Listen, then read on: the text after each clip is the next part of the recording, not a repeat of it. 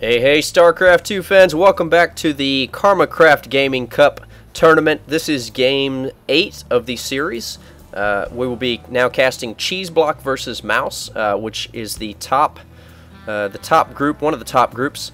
Cheeseblock actually won over Fuzzy Nickels, and Mouse actually won over Moonmonk, so we're looking at two of the top seeds.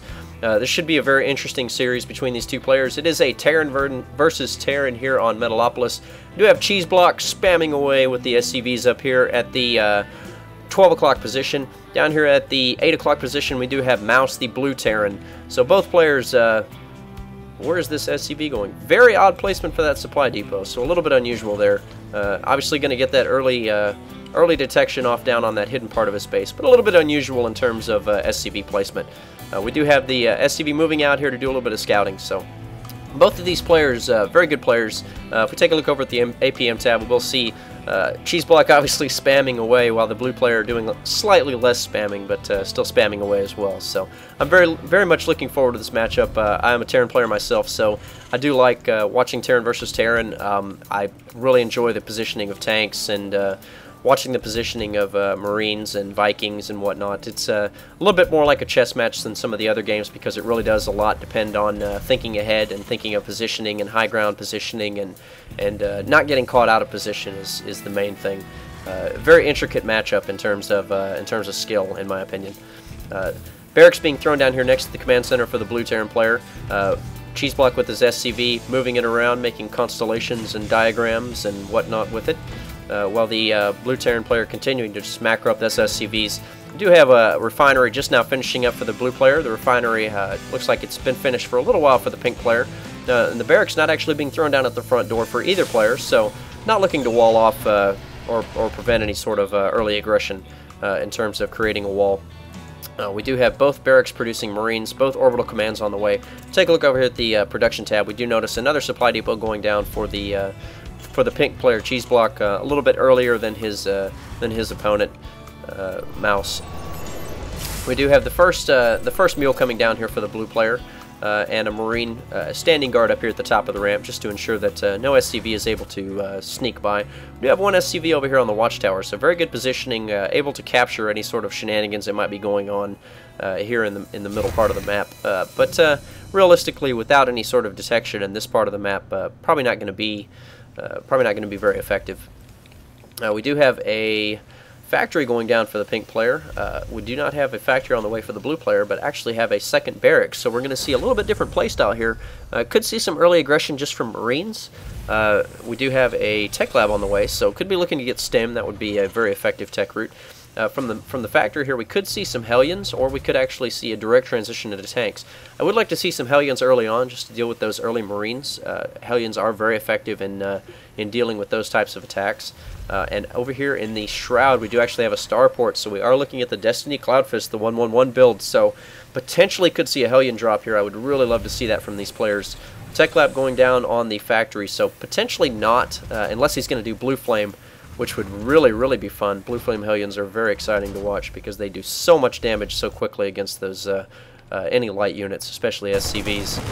That one SCV just doing a little dance out here does get picked off quite easily by those 4 Marines. A Marauder moving out from the blue player now, so Cheeseblock should know what's on the field pretty well. He does know that there's a few Marines up here, not really telling of what Mouse has on the field, however. Just 4 Marines could be produced out of 1 barracks quite easily, so not indicative of him having 2 barracks or anything like that. So it looks like from Mouse we're actually going to have a 2 barracks into factory into starport opening. So a little bit unorthodox, but against a Terran player I would say it's a fair opening simply because it does allow you to get quite a few units out early. You transition into those tanks, and then transition to either Medivacs or Vikings from that point forward. So we do have some units taking the high ground, some units taking the low ground. Looks like going to look to put on a little bit of early pressure, but with the scan going down, blue is going to see that bunker there and know that he's in a little bit of trouble. Probably not going to want to push up this ramp. However, he does look like he's going to go ahead and do it. Does lose 1 Marine there to the extended range on those bunkers. He does push the Medivacs forward first. Very good play. However, 1 Medivac does get taken out. By pushing those Medivacs first forward, he is able to absorb quite a bit of damage from that bunker. But unfortunately, with the large amount of SCVs that Pink pulled forward to do the repairs, that bunker took basically no damage. The repairs were just so quick. Another bunker going down as well with an SCV inside. Probably not the best use of that SCV, just hanging out in that bunker, but that is where he chooses to leave him.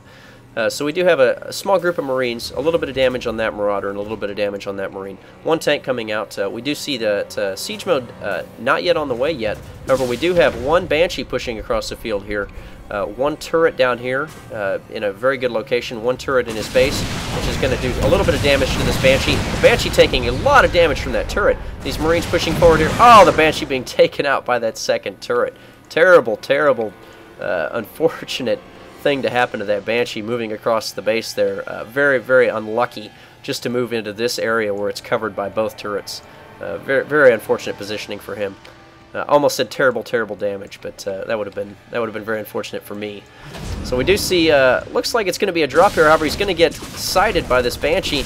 Banshee attempting to kite the Marines, doing a little bit of kiting, but with this medevac healing up, does actually able to pick off one Marine, and once it takes his high ground, he could be in a little bit of trouble. Looking to do a drop here with the cloaking. He's going to have to scan. The siege tank pushing forward here unloads the bunkers, and now Cheeseblock pushing forward with all of his units. This SCV looking to get in, but unfortunately takes a little bit of damage, and this one Marauder unfortunately is a little bit out of position. This Banshee pushing forward here. Unfortunately, since he's cloaked, it doesn't look like Blue has any scans available. Looking at the command center, we'll see that he does only have 42 energy, so without that scan to be used on that Banshee, he is just going to be able to roam free. Excuse me, will be able to roam free and do damage. Does go ahead and salvage that top bunker. The second bunker we do see sits empty, so currently not reinforcing that whatsoever. Siege mode also not started for the Blue player. So we do have a couple tanks in production. We do have a Viking in production from the Blue player. So this Banshee could be seeing the end of her life quite soon if that Banshee is able to get out. Siege mode just now started for the Pink player, as well as another Banshee nearly finished. Stim also on the way for the Blue player. Cloaking now done. Going to look to pick off a couple of these tanks. That would be a very effective use. However, she moves into the vision range of this turret, and without knowing that that turret was there was not a lot that Pink could do about that. That Banshee now being forced away. Not sure where this SCV is going. Potentially just checking for an expansion. Could have been there to repair. Yeah, it looks like he's just going to be checking for an expansion. So that SCV probably just going to be sacrificed to ensure that no expansion goes down without Pink knowing.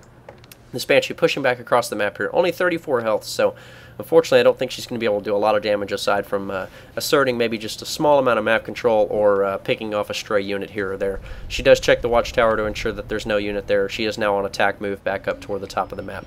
So we do see the Blue player pushing forward. Both players look like they're going to be engaging here. That Viking taking a free shot. Looks like, unfortunately, Pink's Viking getting caught a little bit out of position there. And both tanks getting sieged there. This Cloak Banshee being pushed forward. Those Marines just slightly out of position, taking a single shot from that siege tank. However, this Cloak Banshee going to be able to do a lot of damage. Another Cloak Banshee pushing in from the back. The Blue Terran player is going to have to use a scan here if he wants to take these Banshees out. However, unfortunately, it looks like he doesn't have one. All of his tanks are going to be taken out. Mouse is in a terrible position. Really needs to produce a Raven or something to deal with those Banshees, because unfortunately right now he's just taking so much damage. If we take a look over at the units lost tab, we will see that Blue is very far behind, almost double the amount of units lost simply because of those tanks. That one Banshee that was taken out obviously was a huge loss for Pink, but he has been able to make very good use of the other Banshees that he's produced. We do see another missile turret, pretty much now missile turrets surrounding the base. Obviously, Blue is aware that those missile turrets, those Banshees could come in at any time and do quite a bit of damage. Neither player looking to expand just yet. We do have an expansion on the way for Pink. We'll go back over the production tab. We will see an expansion on the way for Blue as well, however significantly behind. An additional starport coming out now for Pink, so maybe looking to go to double Banshee production, which would be a very interesting play in Terran versus Terran. Does cancel that. Actually going reactors, so probably going to be looking to do Vikings now. Give his tanks just a little bit of support. Tanks moving back here behind the mineral line, so very, very bad positioning on these tanks. If these tanks siege up, he could be in a lot of trouble. Looks like he doesn't have vision just yet, so these tanks now, unfortunately taking a lot of damage. All the tanks on the high ground and low ground blasting away. The scan goes down to the Banshee. These tanks no longer have vision of the high ground, and unfortunately they are all going to get taken out. Well, maybe not. Maybe they're able to retreat just in time. So Blue, with his Vikings, making very good use of those. Unfortunately, they're just a little bit out of position. Those Marines are able to do a lot of damage to him. And actually, he's able to pick off Pink's Vikings simply because of a lack of micro. These SCVs pushing forward to do some attacking here. All these Marines taking a lot of damage from the insane amount of tank splash damage that those tanks do.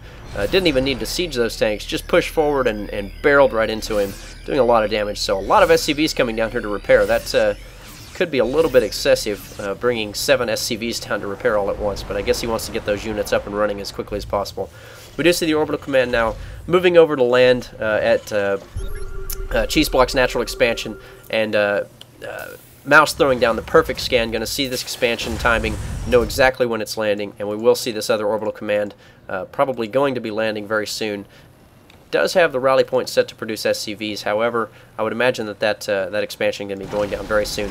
The siege tank positioning, very good for both players. Unfortunately, Pink having this high ground, Blue having this high ground advantage. These SCVs over here happily repairing away on that siege tank. The SCV's taking a lot of damage from that siege tank, just blasting away there. And unfortunately, since Blue has so many Vikings out, he is able to just take that advantage away from Pink in terms of vision. Excuse me. And positioning the tanks very well, able to knock that bunker out. Unfortunately, the bunker does get salvaged before Pink's able to do anything with it. But these Vikings, a little bit out of position, getting a little bit too close to that bunker.